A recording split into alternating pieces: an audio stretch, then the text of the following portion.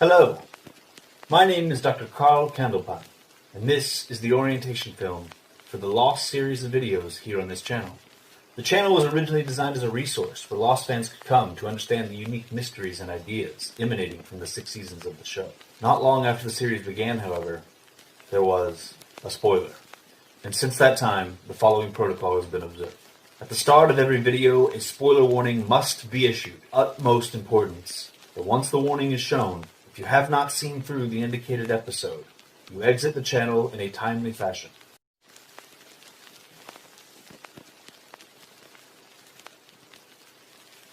Namaste, and good luck.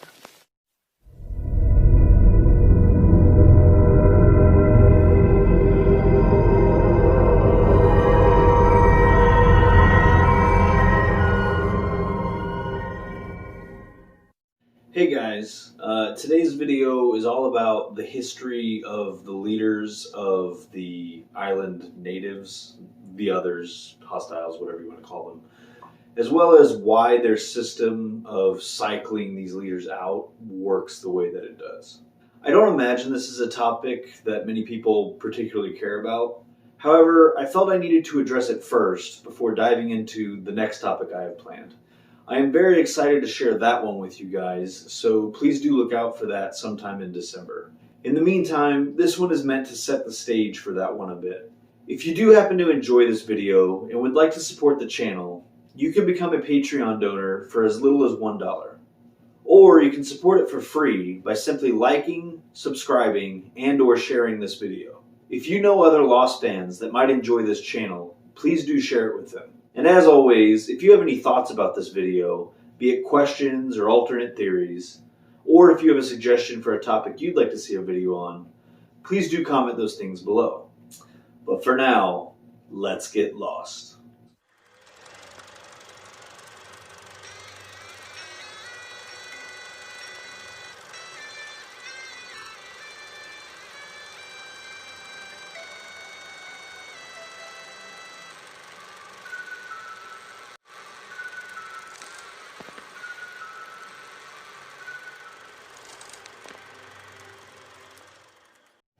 Around 1867, Jacob appoints Richard as an intermediary between himself and the people he brings to the island.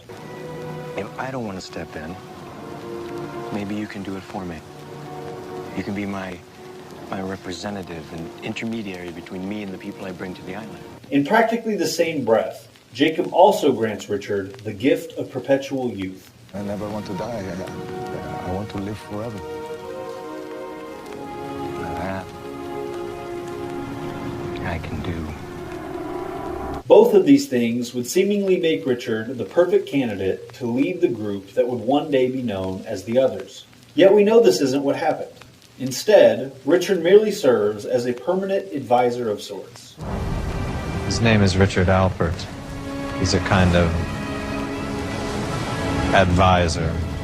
While every so often a new leader is appointed for an unspecified amount of time until, more often than not, said leader is deemed no longer fit and is usurped by a more hopeful, idealistic replacement before being banished from the island. So why is this? If Richard is the only person who has direct contact with Jacob, the man the others regard as their deity, why not have him lead, instead of continuing to follow a system of leadership which almost always ends with the leaders abusing their power? Well, let's look at Jacob and what it is he wants from the people he's bringing to the island. That man who sent you to kill me believes that everyone is corruptible because it's in their very nature to sin. I bring people here to prove him wrong.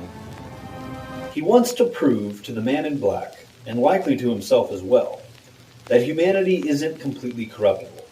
So what might be one good way to test this? As Robert G. Ingersoll once said about Abraham Lincoln, most people can bear adversity, but if you wish to know what a man really is, give him power. This is the supreme test. By giving complete leadership of the island to a person, and seeing if they are corrupted by that power over time, Jacob has a perfect way to test his belief against the man in black. Over the course of the series, we are introduced to 3 generations of leaders prior to John Locke's incredibly short reign. In reverse order, there was Benjamin Linus, Charles Widmore, and Eloise Hawking. But we also know there was at least one leader prior to Eloise that was never actually named nor seen on screen. In 1954, Richard mentions that he was ordered by this leader to kill the U.S. Army soldiers that brought the Jughead bomb to the island. A month ago, we found 18 members of an Army battalion right here in our jungle, setting up this camp. We gave them the opportunity to leave the island peacefully. They weren't willing to do that, so I was forced to kill them. All of them. Forced. By whom? You answer to someone, don't you? You follow a chain of command, right? Yeah, well, so do I. It's safe to say this wasn't the 17-year-old Eloise, given the following line.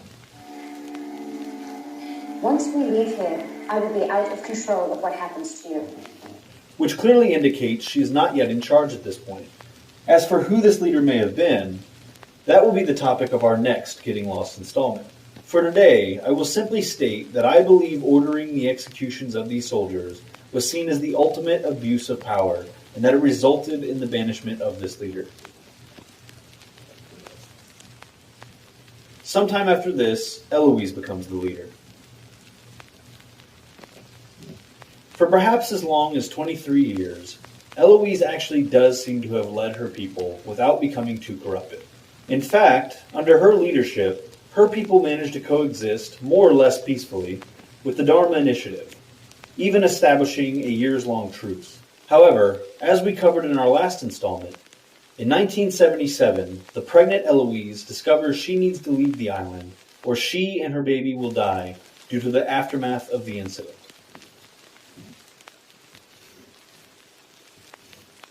So as her last act as leader, she apparently names Charles Widmore as her replacement. Now this is an admittedly terrible idea, as he was seemingly always a power-hungry bully to begin with. I'm going to make this quite simple for you. You're going to tell me what you're doing, how many of you there are, and how you got here. Let it go. Unless you're answering my questions, don't speak. I want you to tell me everything or I'll cut off her other hand. What? Other? The first one isn't negotiable. It's just to illustrate how serious I am. No. Hold on, chill out. We're not supposed to be here. Something's happening to the island. There are these flashes. Do it! No! Wait a second, I'll tell you whatever you want to know. Do it! No! Though I suspect giving him this power was Eloise's way of keeping him away from their unborn child. Regardless, he becomes the next leader.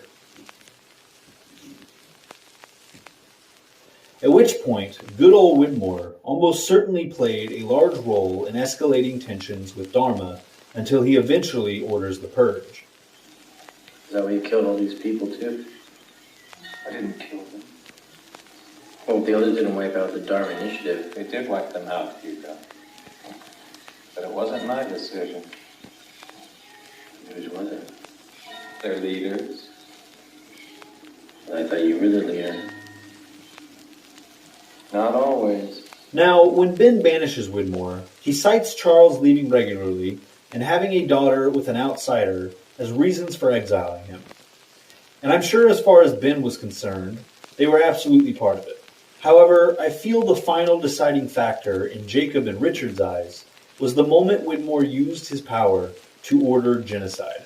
Like the 1950s leader before him, once such an unspeakable act was committed on his orders, he had irreparably failed Jacob's test, and thus it was time for him to be replaced.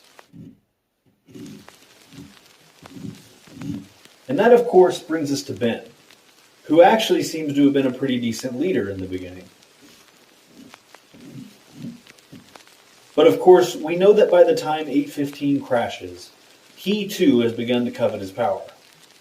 He lies to and manipulates his people to serve little more than his own wants. You sent him out here because you knew this would happen. You wanted this. You wanted him to die. Why? After everything I did to get you here, after everything I've done to keep you here, how can you possibly not understand that you're mine? He orders them to abduct certain individuals, including children.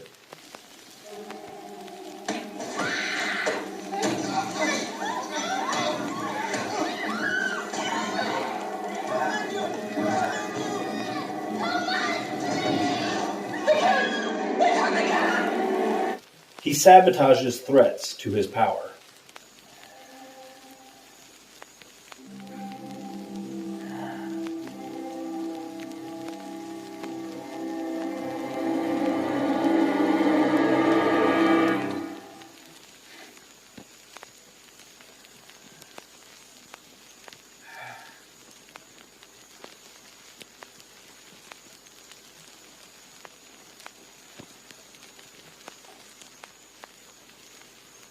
I'm sorry.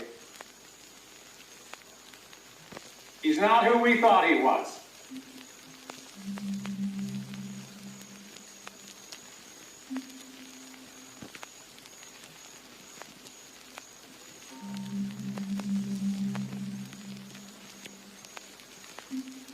Ben knew you weren't going to kill your own father. He put you in front of everyone in our camp just so they could all watch you fail. Why? Because when word got back here that there was a man with a broken spine on the plane who could suddenly walk again, well, people here began to get very excited because that could only happen to someone who was extremely special. But Ben doesn't want anyone to think you're special, John. All of this is why Richard is looking to replace him with Locke by the end of Season 3. And what are Ben's last 2 acts as leader? First, he orders a group of his people to attack the beach camp. Wait, moving up the schedule, Juliet may not be ready. What if she hasn't had time Then to we'll take all their women. And we'll sort out the ones we need later. And the men? If any of them are stupid enough to get in your way, kill them. All right. Then, he orders his people to take out the mercenary team. What are you doing, dude? Communicating. Communicating with who? Who do you think?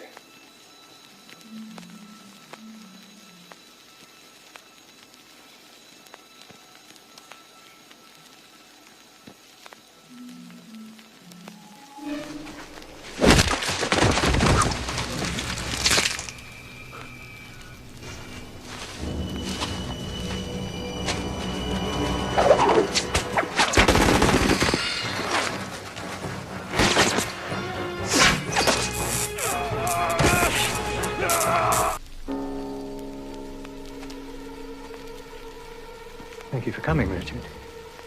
After this, down in the Orchid Station, he tells Locke that Richard is waiting for him, and that he, Ben, isn't allowed to come back to the island. So I'd like you to get on the elevator, John, and go back up. Richard and my people will be waiting 2 miles east of the Orchid. Waiting for me. Ready, willing, and able to share what they know. Then they will follow your every word. Once more, by using power and authority maliciously, the leader has proven himself corrupted. And once more, it's time for him to be replaced so that the test can start all over again. It always ends the same. It only ends once. Anything that happens before that, it's just progress. In conclusion, what seems like an arbitrary system of leadership actually serves as one more way Jacob is testing the corruptibility of people. That'll do for today's topic. Please join us next time when we dive deep into who might have been the leader in 1954. Until then, namaste and good luck.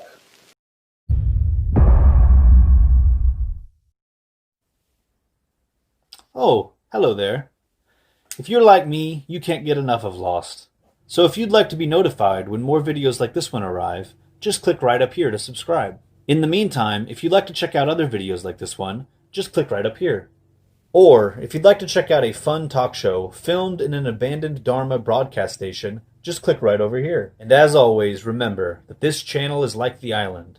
It wants you to come back.